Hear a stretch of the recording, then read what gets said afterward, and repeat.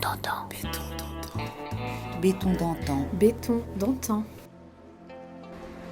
Laissez-vous emmener à travers le temps et l'espace dans notre podcast Béton d'antan, à destination de visites guidées remplies d'histoire et de béton.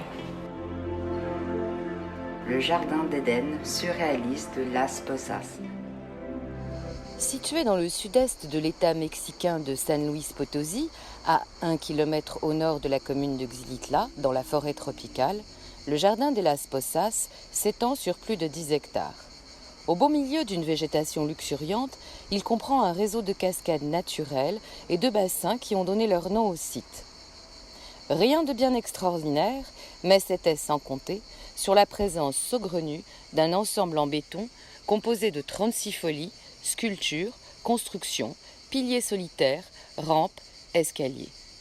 Un véritable Éden surréaliste parsemé de sentiers sinueux et de passerelles étroites.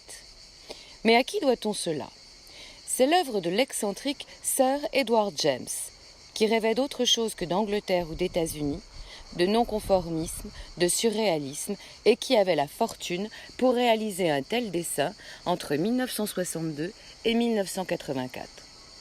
Un parc aux merveilles allait apparaître tout au long de cette période, et le béton, matériau de prédilection du site, allait faire naître un monde étrange.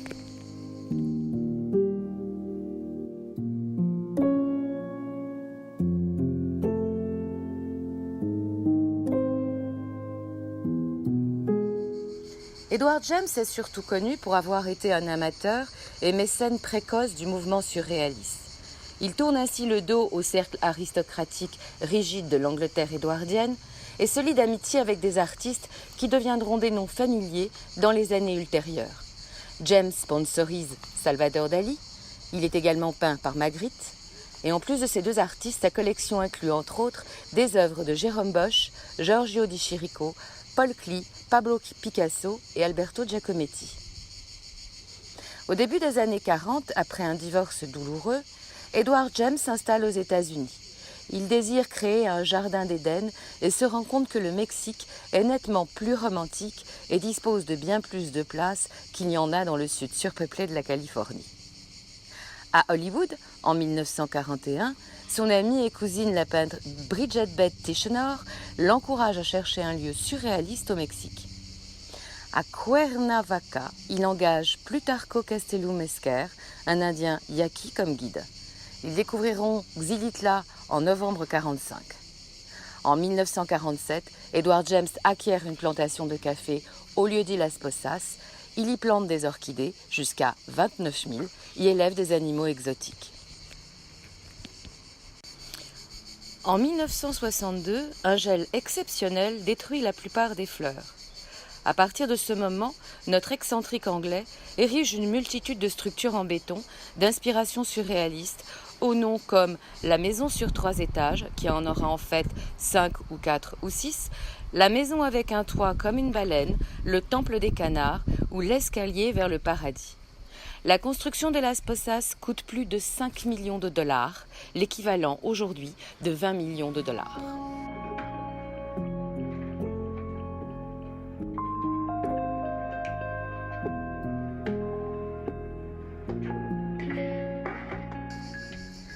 En 2007, la fondation Pedro y Elena irlandaise, le cimentier Cemex et le gouvernement de l'État de San Luis Potosí achètent Las Posas et créent Fondo Xilitla, une fondation dédiée à la préservation et à la restauration du site.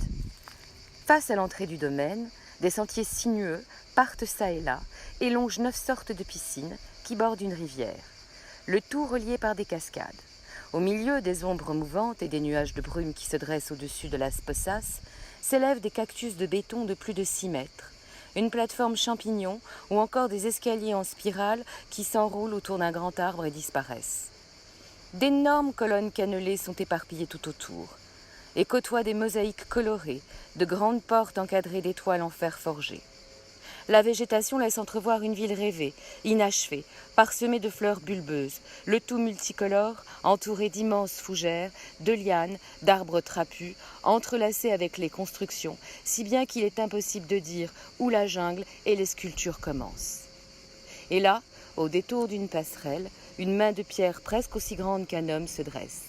À côté d'elle, un dôme de 24 mètres de hauteur, presque une tête Olmède. Des chutes d'eau sont ornées de plateformes, de murs de courbes, d'arcs-boutants. De petites proues mystérieuses s'avancent dans les bassins. Les piscines inférieures comportent des plongeoires et de petites plages de sable.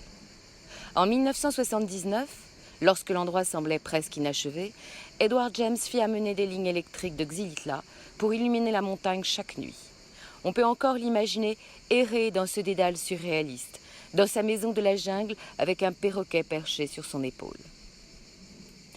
Soudain, emberlificoté dans de grands arbres, c'est un assemblage de piliers sculptés, de pilastres hétéroclites, un encore américain. Le long d'une autre passerelle surélevée apparaît un effrayant obélisque appelé la colonne stégosaure. Plus loin, un étang à poissons revêt la forme d'un œil humain. Au fil des ans, les sculptures ont fusionné avec la végétation en une sorte de ville désordonnée.